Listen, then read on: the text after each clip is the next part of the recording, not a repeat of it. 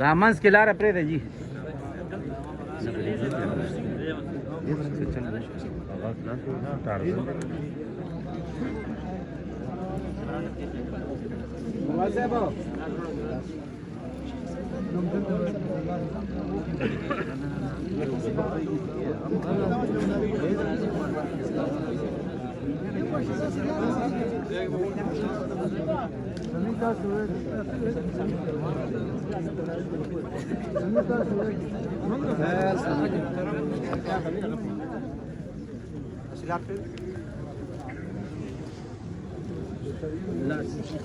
شاتنا لير شيخان طلبان ملګری کته کو شیخان لا دور حدیث ولا طلبات تخصص ولا کته کو شمل منوطه زي فريدي هغه سره انداز سره کار کوي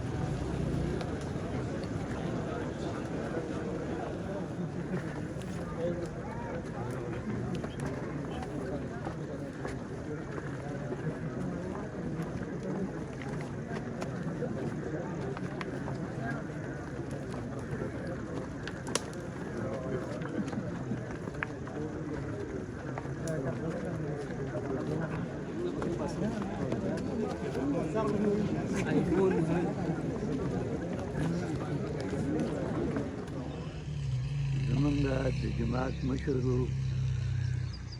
شیخ القرآن مولانا محمد طاهر نور الله مرقده هغې موږ ته یو لار ښودلې وه چې تاسو په دې دنیا کې کار کوئ توحید بیان خلکو ته وکړئ د شرک او د منکراتو رد وکړئ او د مخلوق او د الله دین طرف ته راولئ خو طریقۂ کار بدائی ہو رہا ہے 22 اجتماعات پہلے ہو چکے ہیں اور یہ 23واں اجتماع اس کا افتتاح ہو رہا ہے ہر جماعت کی اپنی کارگزاری اپنا لائحہ عمل اور اپنے مقاصد ہوتے ہیں ہماری جماعت اشاعت التوحید و سنہ اس کا اصل مقصد اللہ کی رضا اور مخلوق خدا کو راہ ہدایت پہ لانا اور ان کو صحیح سمت پہ چلانا ہے ہمارے اسلاف خصوصاً حضرت شیخ القرآن مولانا محمد طاہر نور اللہ مرقدہ انہوں نے ہمیں یہ سبق سکھایا ہے کہ آپ اللہ کی رضا کے لیے توحید و سنت کی خدمت کریں قرآن کریم کی دروس کو عام کریں اور لوگوں کو اللہ کی طرف بلائیں